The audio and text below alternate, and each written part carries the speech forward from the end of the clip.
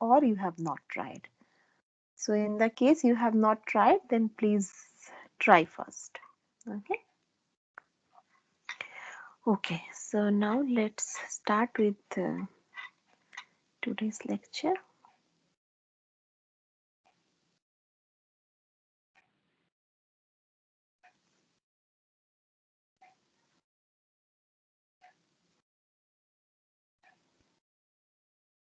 Hello, ma'am. Yes. Ma'am, can I tell the argument that which I have used, that is it right or not? Maybe in the tutorial class, maybe. Okay. Okay, Let me ma'am. first let other people also try, and if they are not getting, then I will discuss at that time. You can give your arguments. Okay. Okay, ma'am. Yeah. Okay. So today I would like to start with the Sylus theorem, and I will give some applications of Sylus theorem. So let me first state the statement of the theorem, and if there is time, then we will do the proof, or at least sketch the outline of the proof. But for the time being, first I will state the theorem and directly go to the application part. Okay. Okay. So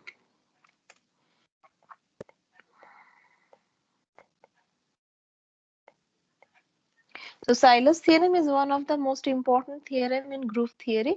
This is partly because that this theorem tells about that if you give, suppose, a group with some finite order, and then you would like to understand that how many different possibilities are there for this group. Okay, so for example, you already know that if you have a group of prime order, then it always will be cyclic group, right? There is no other choice. It has to be a cyclic group if it is a group of prime order. So all the prime orders group, there is only one that has to be the cyclic group. But then also, like if you have also classified, if you have a group of order p square where p is a prime number, then what you have seen, then you have seen that either it, first of all, it has to be an abelian group, and in that case there are two possibilities. Either it can be the cyclic group of order p square, or it can be the product of two cyclic groups. Okay, so either, if we have already observed that if G is a group of order p square, then G is either isomorphic with the cyclic group of order p square, or G is isomorphic with Z quotient pz cross Z quotient pz. Okay, these are the two choices. So you know that okay, if you have a group of order, say some prime square, then it can be either this or that. So in some particular cases, you know that what are the possibilities and all of how many different kind of groups are possible of a particular order. So in that direction, Sylus theorem tells you how to actually look at or how to find that there are how many different possibilities are there for a certain order of group. So before stating the theorem, let me just give you a couple of definitions. So so let G be a group and P be a prime number.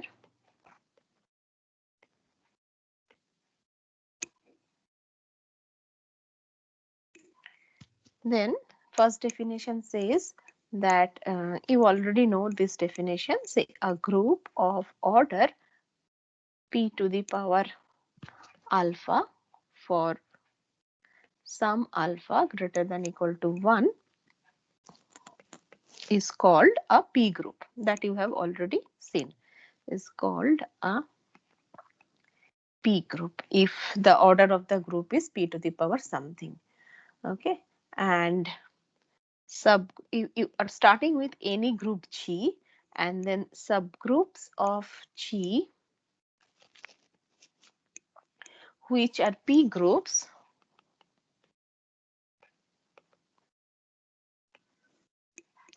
are called p subgroups. That means you are starting with a group G, and P suppose is a prime number which divides the order of the group. Okay, so here I should say P is a prime number such that P divides the order of the group. Then we say that the subgroups of G, okay, which are P groups, that means the subgroups which are whose order are P to the power something, are called P subgroups. Okay, these are called P subgroups of G. Oh, sorry, I have not written P subgroups. These are called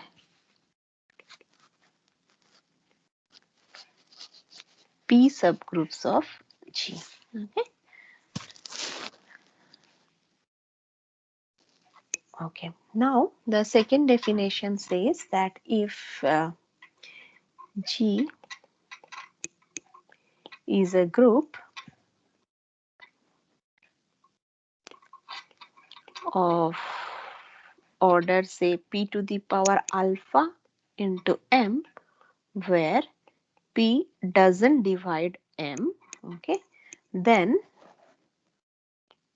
a subgroup of order P to the power alpha is called a CELO P subgroup.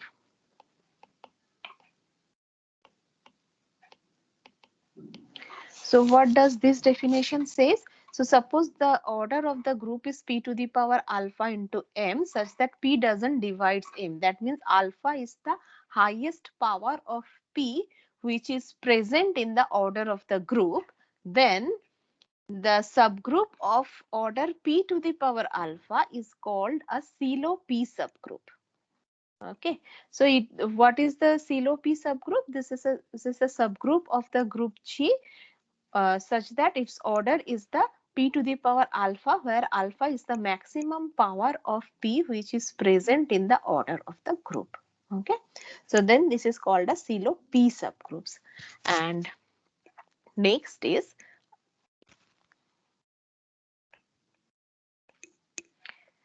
NP. This is a notation. This denotes the number of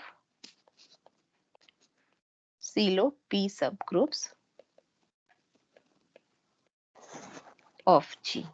Okay, so this is a notation. This NP denotes the number of CELO P subgroups. That means suppose you have a group of orders, say P to the power 5 into something, then the subgroups of order P to the power 5 are known as the CELO P subgroup. And how many CELO P subgroups are possible? That number is denoted by NP. Okay, now I will state the theorem.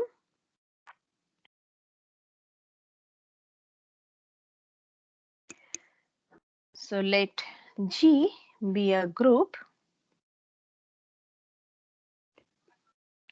of order P to the power alpha into M, where P doesn't divide M and P is a prime number. Then the first Celo's theorem says that CELO P subgroups exist.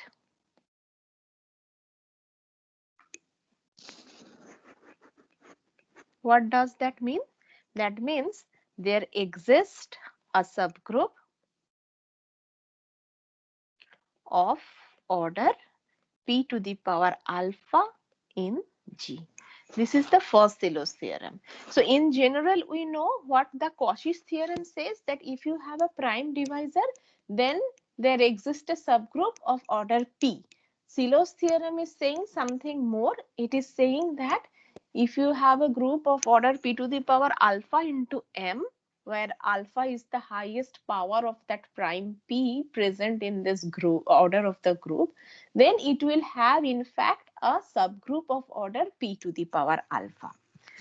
In fact, this follows as a particular case, but the general statement is something much more true, that there exist subgroups of order p to the power k for all k lying between 1 to alpha in G. Okay, so this is something much more general statement. Silo's first theorem says that only the highest possible power of P, there should be a subgroup of that order. But more generally, what is true is that there exist subgroups of order P to the power K for each K lying between 1 to alpha. That means for K equal to 1 case, it is nothing but the Cauchy's theorem, and K equal to alpha case, it is nothing but the Silo's theorem. Okay, and it is the general statement is saying that for all K lying between 1 and alpha, there exist subgroups of order P to the power K. So, though the first theorem is only this one, okay, but it follows from this general fact. Okay, yeah. Okay, so now this is the first theorem. Now I will do the second one. There are three statements for Silo's theorem. So the second one says that if P is a Silo P subgroup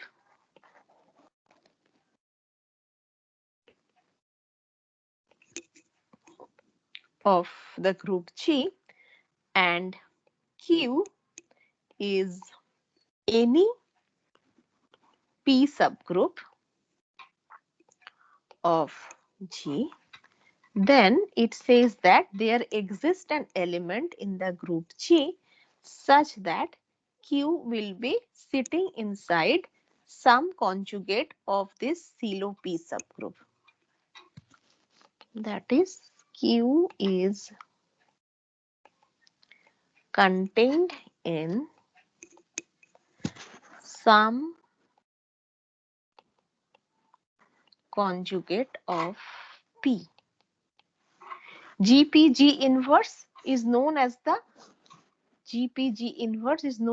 conjugate of this subgroup P. So it is saying that if you start with any P subgroup of G, so this capital P is a Silo P subgroup. That means its order is P to the power alpha, and Q is any P subgroup. That means order of Q is P to the power K, where K is lying between 1 to alpha. Then it is saying that any P subgroup should be sitting inside some conjugate of a Silo P subgroup. Okay, this is what the second statement says. Now, in particular, this Q is any P subgroup. So this Q can be again another Silo P subgroup, because I can choose this K to be equal to alpha.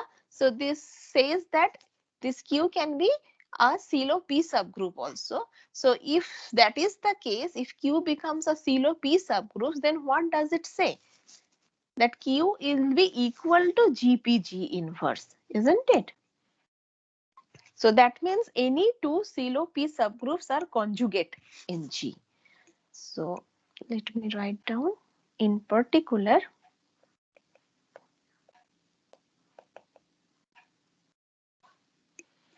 any two Silo P subgroups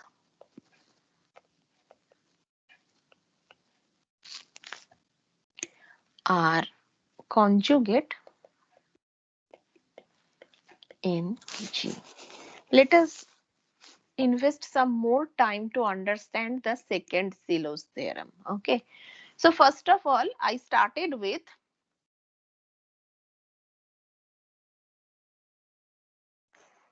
P be a Silo P subgroup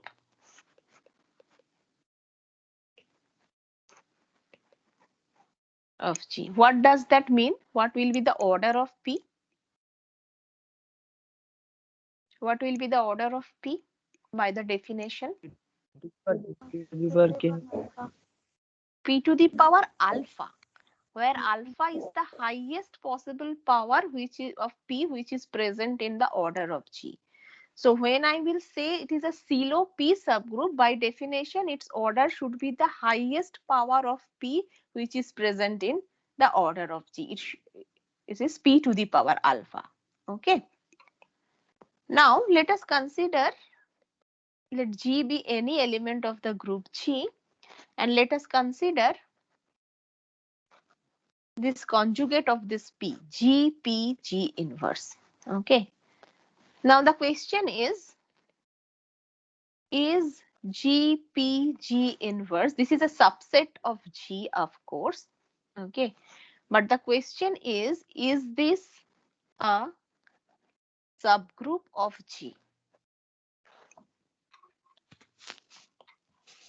What I am asking is that you start with the CeLO P subgroup P, that means the order of P is P to the power alpha, and now I am asking whether GPG inverse is a subgroup of G or not.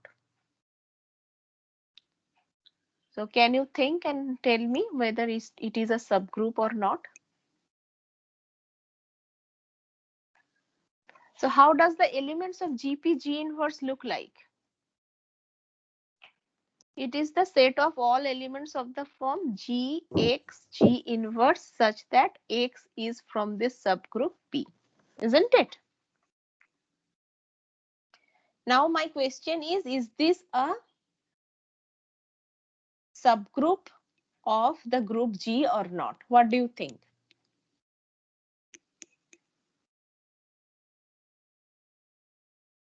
Are you able to follow what I am saying? Yes, ma'am. Okay, so now can you tell me whether this is a subgroup or not? Yes, ma'am. Yes. What are the things you need to check in order to check it is a subgroup or not? First, let us see whether identity is there. Is identity there? Yes, ma'am. For X is Yes, equal to ma'am. identity. Yes, because identity is nothing but G identity G inverse, where 1 belongs to P, right? Because P is a subgroup. So identity belongs to this set, right? And then what about, so this belongs to GPG inverse. Okay. Now let us consider two elements, GP1 G inverse and GP2 G inverse. And now consider the product of these two elements. Does this belongs to GPG inverse? So this is nothing Yes, but ma'am. GP1 G inverse GP2 G inverse, right? But what is G1 inverse G? This is G inverse G is nothing but identity. So this gives me G P1 P2 G inverse. But P1 P2 is an element of P because P is a subgroup. Therefore, this is again of the form GPG inverse. So this belongs to GPG inverse. And what about the inverse of an element? This will be the inverse of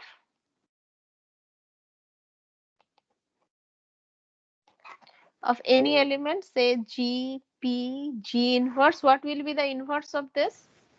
GP inverse G inverse. Yes, GP inverse G inverse. Therefore, this is a subgroup. This is just not only a subset, this is a subgroup of the group G. For all G, you can consider GPG inverse, which is again a subgroup of the group G. Okay. Hello, ma'am. Yes. Ma'am, ma'am, inverse of GPG inverse should be G inverse P inverse G. Why? If some element is an inverse, then how do I check that this is an inverse? So if I multiply um, this with its inverse, I am saying the inverse is GP inverse G inverse, then I should get the identity, isn't it? And see what is I am getting. This is nothing but GP G inverse Yes, G sorry, ma'am. P inverse G inverse. So this is identity, right? So that will be the inverse. Okay.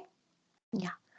So what we have observed now, that GPG inverse is a subgroup of G.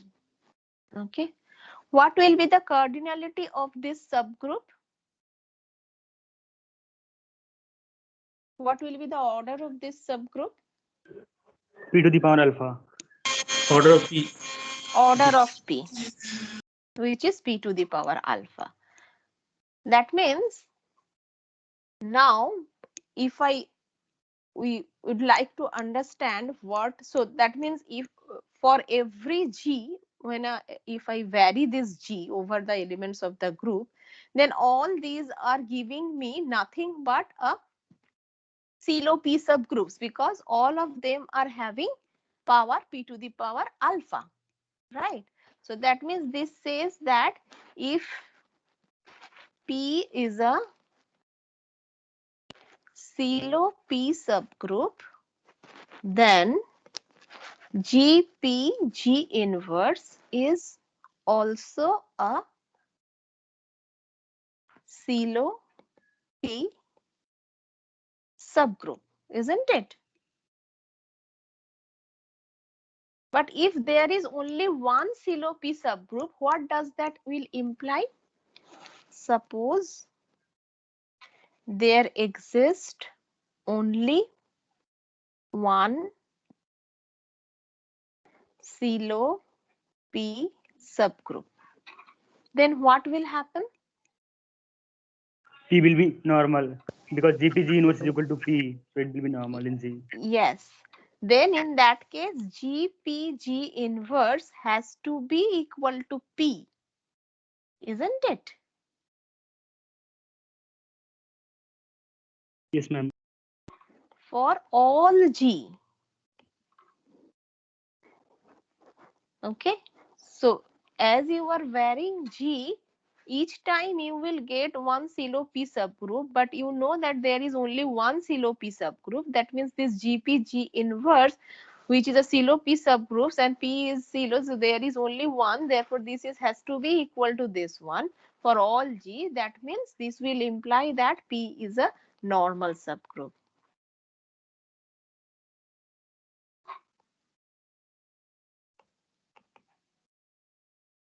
Okay, so this is an important observation, that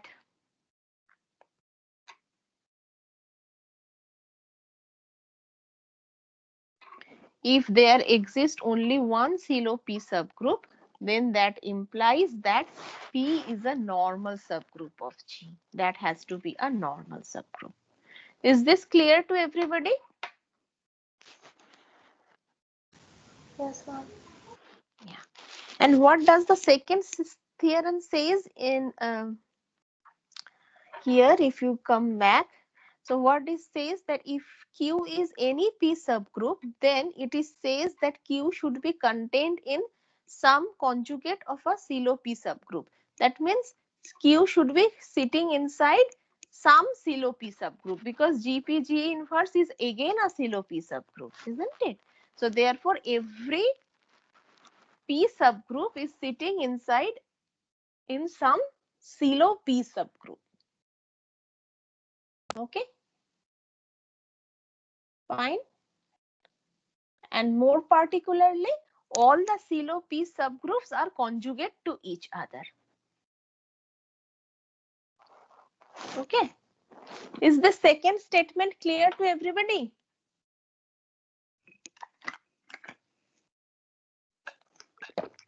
No, ma'am. Please explain. It's not clear. Which part is not clear? Every CeLO P subgroup is a conjugate to other CeLO P subgroup. Okay, so what I said, that if you start with a CeLO P subgroup, say P is a CeLO P subgroup. Okay, then this GPG inverse I have seen is again a subgroup, right? Yes, ma'am. Is that, yeah? But what is the order of GPG inverse? Order of P. Same Alpha. as order of P, which is P to the power alpha. That means this GPG inverse is what? Is a CeLO P subgroup, Yes, ma'am. because its order is the highest power of P. Therefore, Hmm. GP G inverse is also a silo P subgroup. Yes, Okay. ma'am. Hmm. And suppose I start with any silo P subgroup, say let Q or maybe P prime. Let P prime be any silo P subgroup of G. Then by second, so this P prime, that is this P prime is a P subgroup also.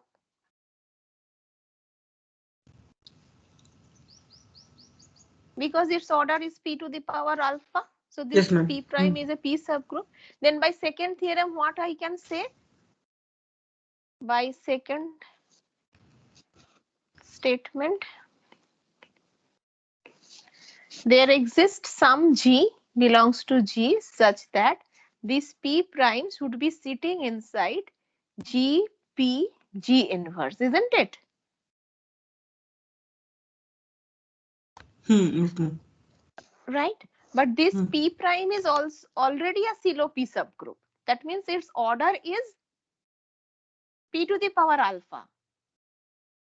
Order of P prime is P to the power alpha. Order of this is also P to the power alpha. This is sitting inside this. That means what? That P prime is nothing but GP G inverse. This is sitting inside this, but both of them have the same cardinality. That means they should be equal, isn't it? Yes, ma'am. That means if I start with any other silo P subgroup, then I am able to write down that silo P subgroup as a conjugate of the given silo P subgroup. That means every silo P subgroup is conjugate of a silo P subgroup. Is that clear now? Yes, ma'am. Like, ma'am, P dash is a conjugate P to the silo P subgroup of P. Yeah, P prime is a conjugate of the silo P subgroup P. Okay, ma'am. Okay, that means it says something like if you have this, say, let in G there are many silo P subgroups.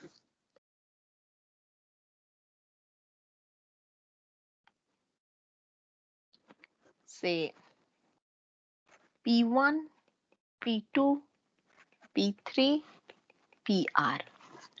Then it says that all these PIs can be obtained as the conjugate of a particular silo P sub. If you know one of them, then you can identify all of them by taking the conjugates of that particular one. For say some GI belongs to G.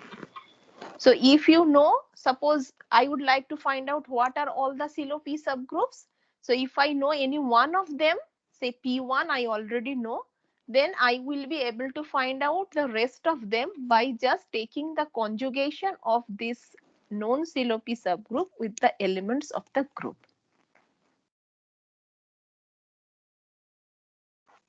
Is this fine? Yes, ma'am. So now the second statement is clear to everybody.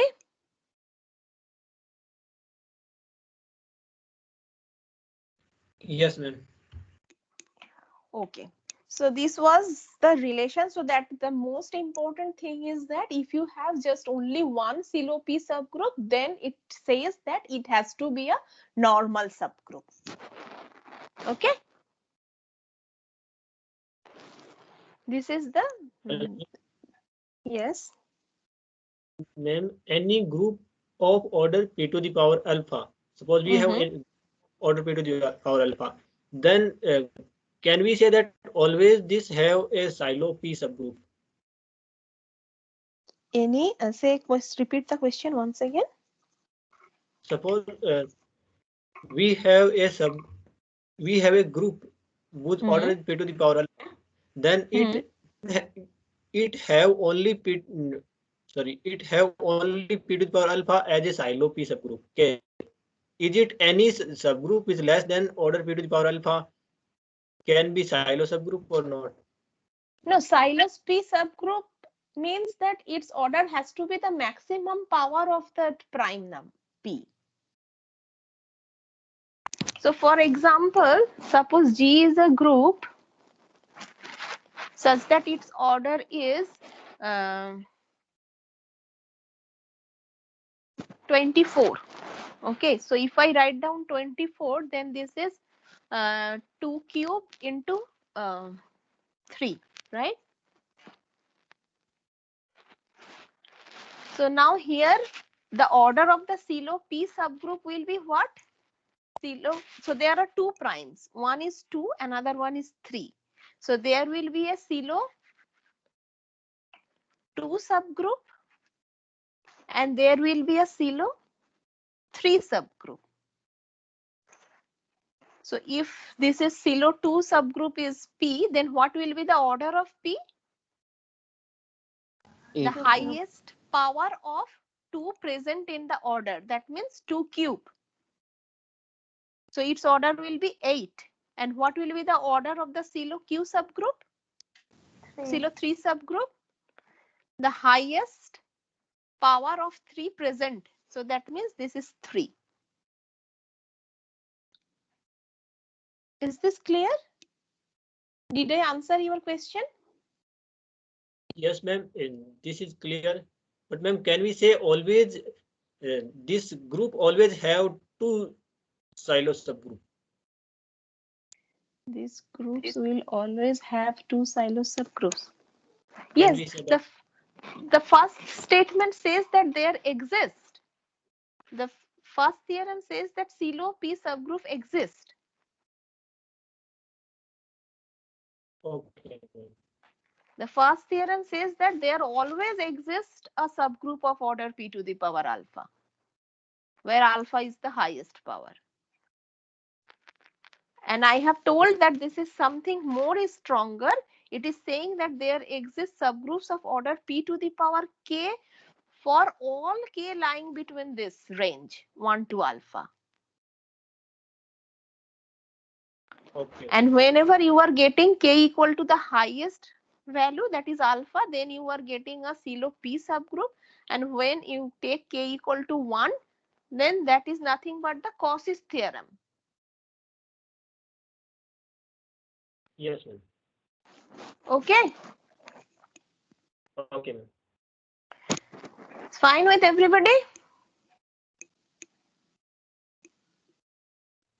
Yes, ma'am. Okay. Now the third statement. This is the last one. It says that NP, which was nothing but the number of Silo P subgroups in the group G. Okay, it says that this NP is congruent to 1 mod P and NP divides M. So how many Silo P subgroups will be present? That number is given by these two equations, that it should be divisor of M and it should be congruent to 1 mod P. Okay, fine.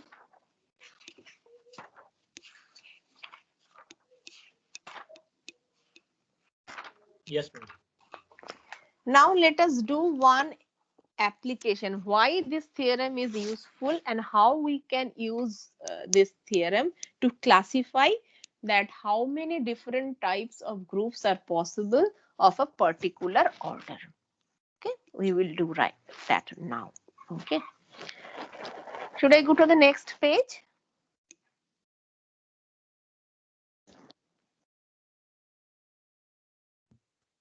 Yes, ma'am. Yes, ma'am. Okay, so now first example, group of order 15. Okay, so we would like to see what will be the structure of a group of order 15, how many different types of groups are possible, in a group of order 15. So let us see. We have to first factorize 15. So what is the prime factorization? This is 3 into 5. Okay. So then what are the possibilities of CeLO P subgroups? There are 2 primes, 3 and 5. So there will be a CeLO 3 subgroup and there will be CeLO 5 subgroup. Okay. So now N3 denotes the number of CeLO 3 subgroup of G. Okay. Now, according to the third theorem, what will be this? How many CeLO 3 subgroups are possible? This N3 should One. divide M, and also N3 is congruent to 1 mod 3.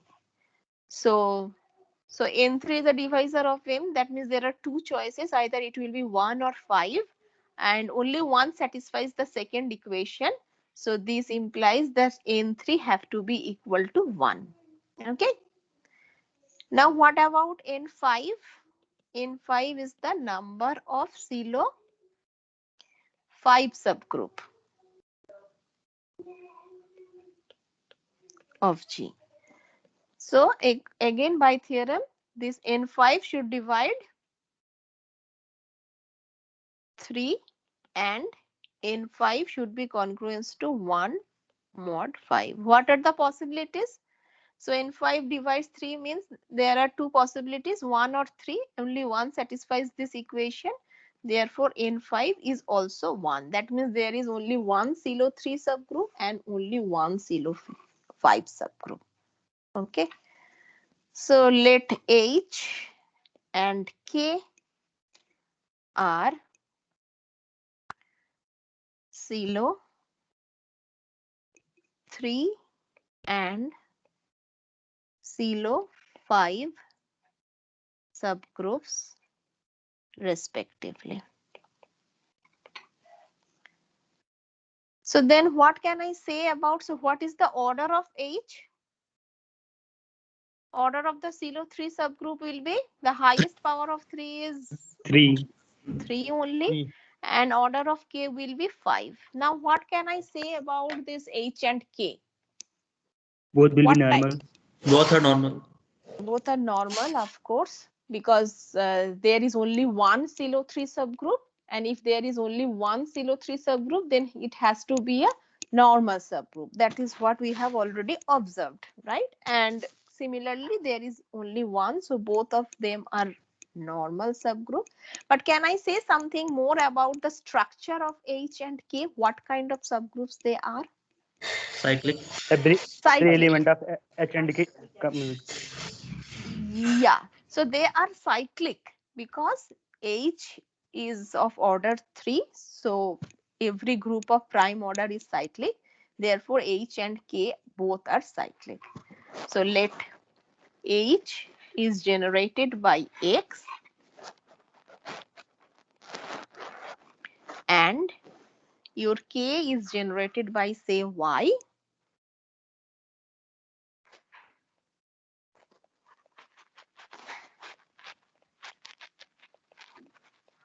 Okay. We also observe that H is a normal subgroup of G, K is a normal subgroup of G. What about H intersection K? Identity. Identity.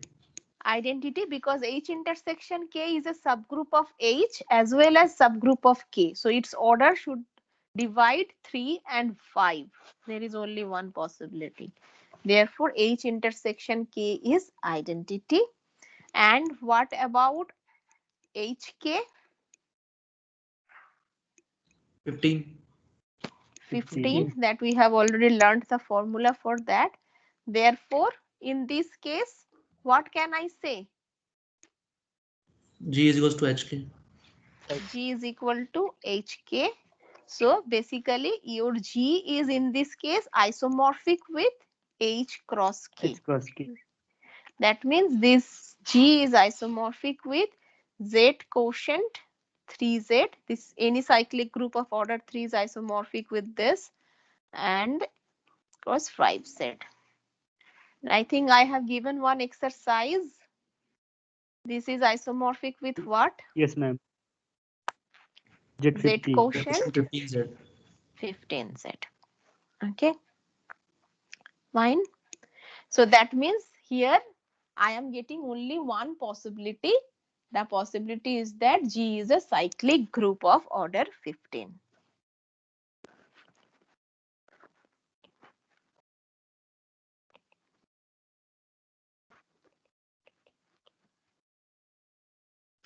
Is this clear to everybody?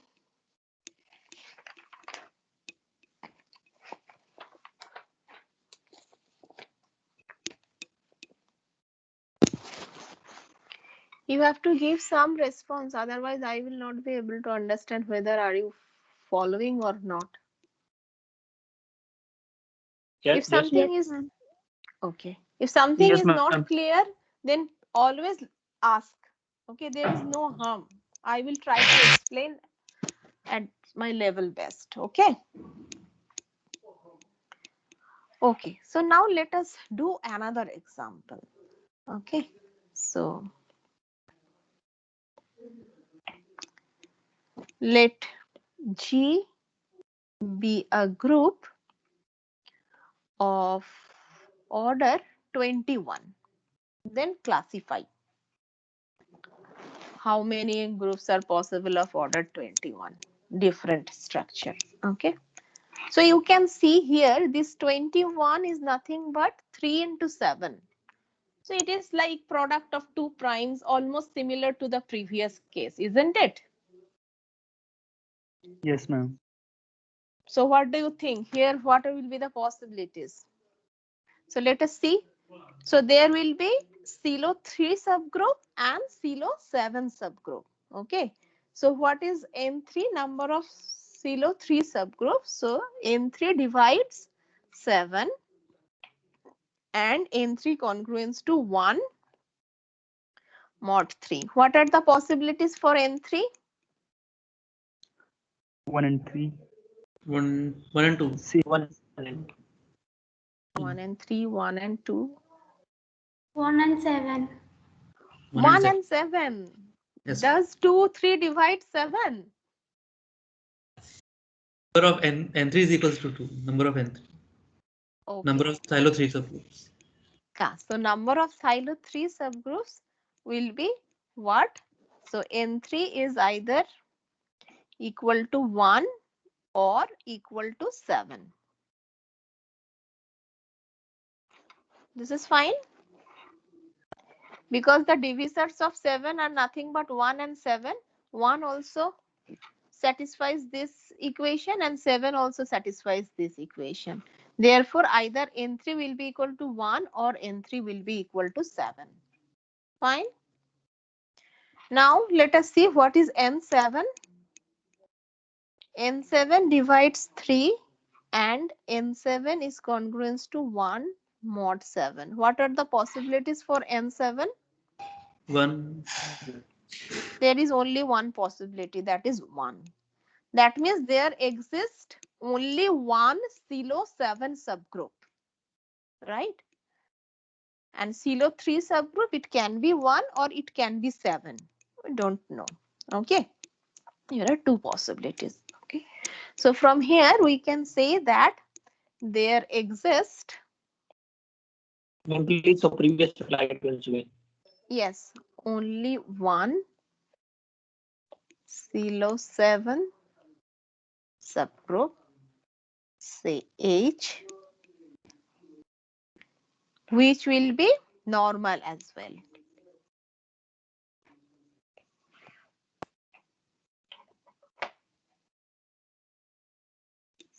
Ma'am, could you explain how 7 is congruent to mod 1 mod 3? 1 mod 7. Oh, this, okay, the previous one, this one you are asking. Yes, ma'am. So what is 7? So 7, if you, what is the, if you consider 7 and then you divide by 3, what will be the corresponding class? The remainder, right?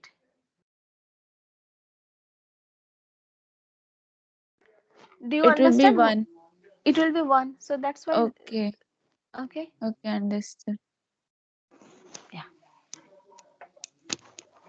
Okay.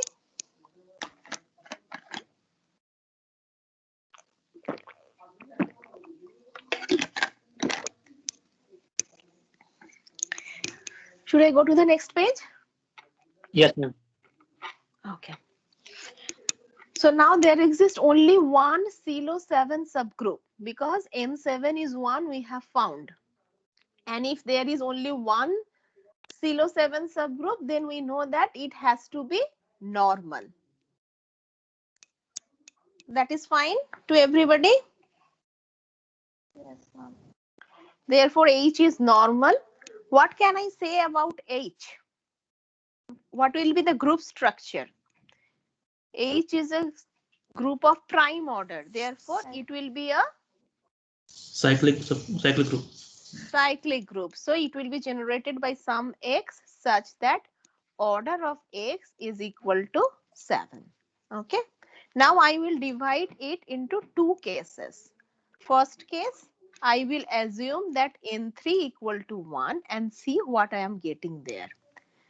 There are two possibilities for N3. Either it will be 1 or it will be 7. So if I assume N3 is equal to 1, then what does it imply? That there exists only one CeLO 3 subgroup of G. So that means what? Let us K It be the, is normal, sir. yeah.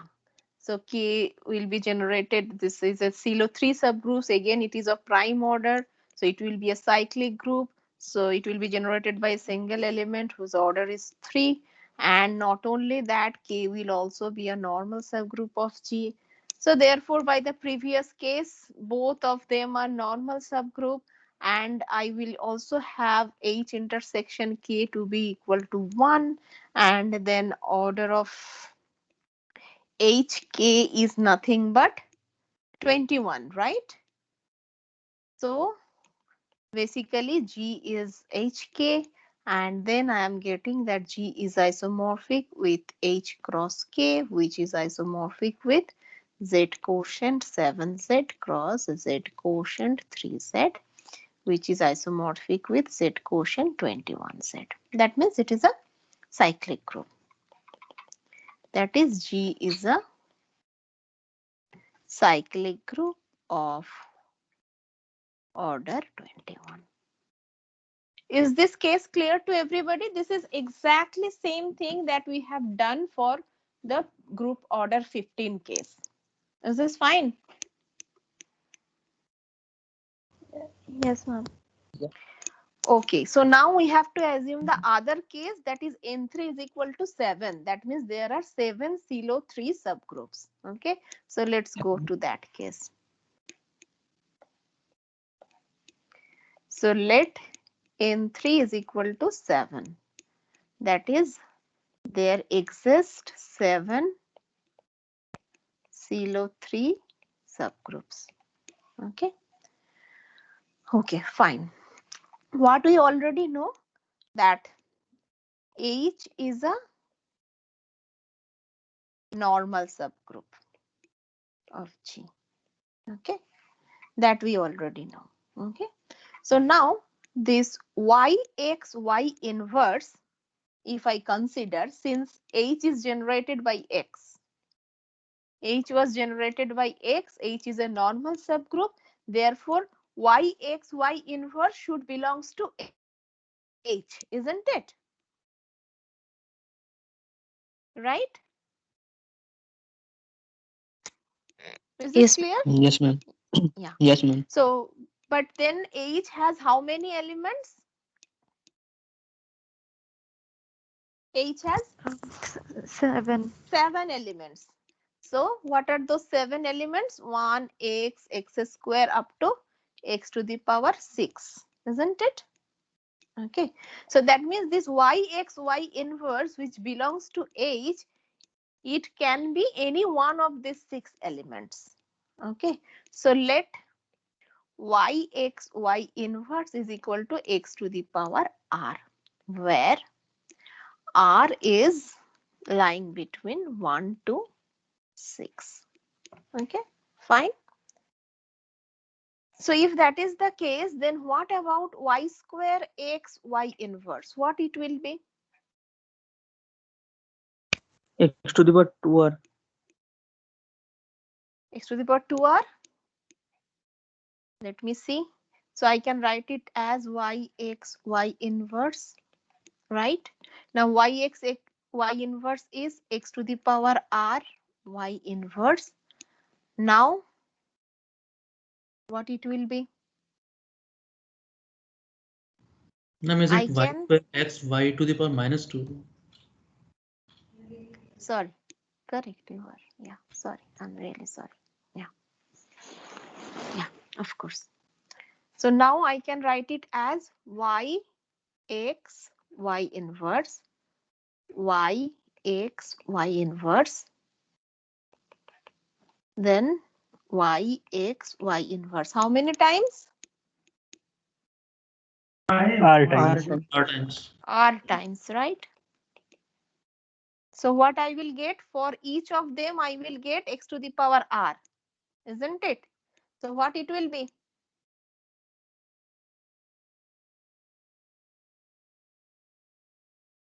Come on. This is x to the power r, this is x to the power r, which is multiplying how many times? R times. So what I will get? R square. X to the power r square. Correct? Fine. So similarly, what will be y cube x y to the power minus 3? This will be x to the power r cube. Correct? Q. But what is y?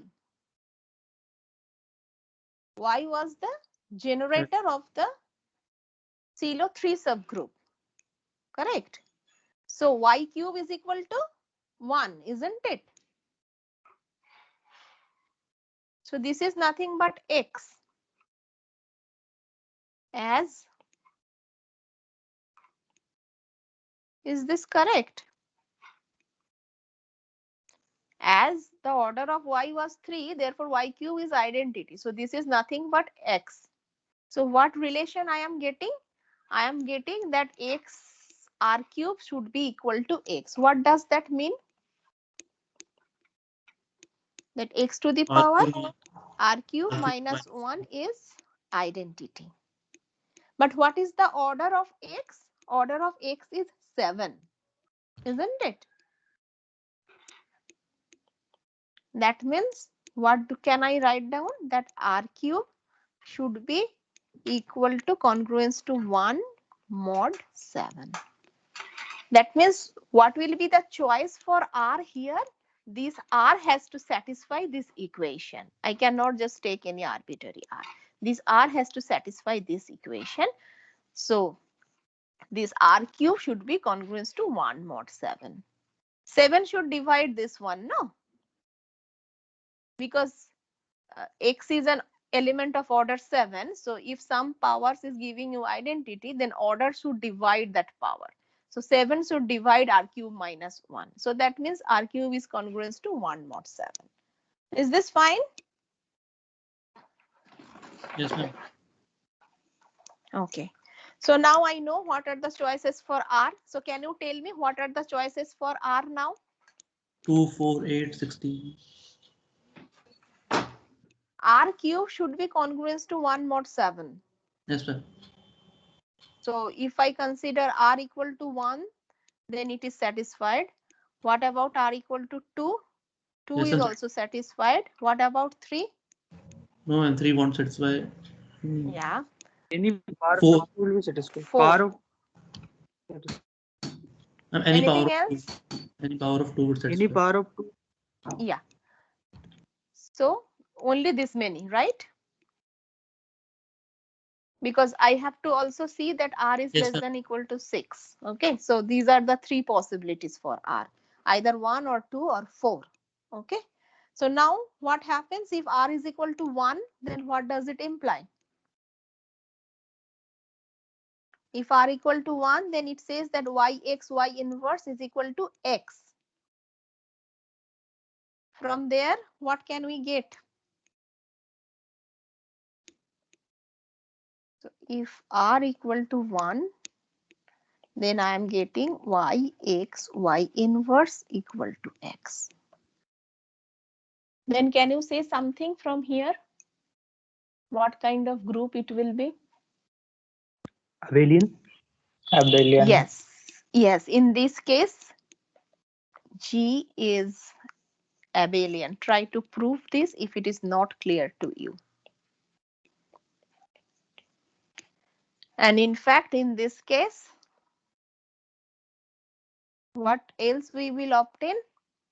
We can check that G in fact will be isomorphic with Z21. Because if it is abelian, then H and K, all the subgroups will be normal subgroups, isn't it?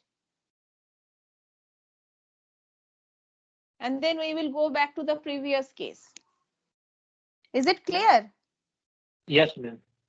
Yes, ma'am. Yes. So if r equal to 1, then we are going back to the previous case. Now what about r equal to 2? Then what we are getting? Then yx y inverse is equal to x square. Okay. So in this case, I am getting that G is generated by x and y such that order of x is 7, order of y is 3, and I have the relation that this holds. Okay. Now what about r equal to 4? Then yx y inverse is equal to x to the power 4, right? But this is the previous case, because if I consider yx y inverse equal to x square, in that case it implies that y square x y inverse is equal to x to the power 4. But we are back to the previous case,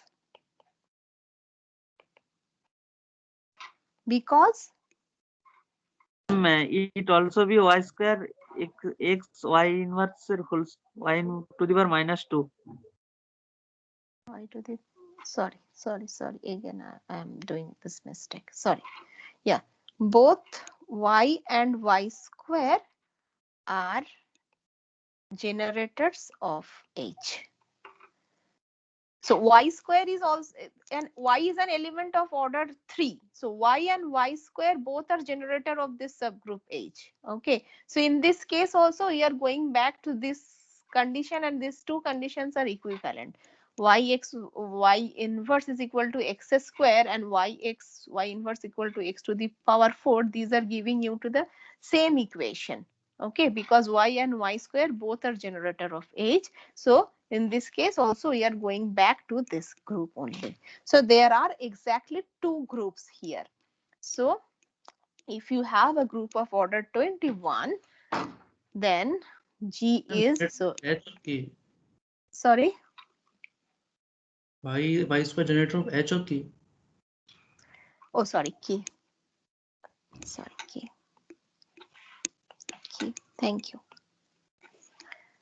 Okay, yeah. So what we are saying, that if G is a group of order 21, then there are two choices, that either G will be isomorphic with the cyclic group of order 21, or G will be isomorphic with the following group, which is generated by two elements x and y, such that order of x is 7, order of y is 3, and yx y inverse is equal to x square. Okay, fine so far. Yes, ma'am. So my Yes, ma'am. time is up. So now you can try to generalize this result for any product of two primes. Say order of G is equal to P into Q. In that case, what will be the classification? You try to generalize that result for any product of two primes. Okay. Okay. So tomorrow I will continue with some more applications of this Sylow's theorem. Hello, ma'am. Yes. Ma'am, from previous discussion, can we say that every suppose we have a group whose every subgroup are cyclic,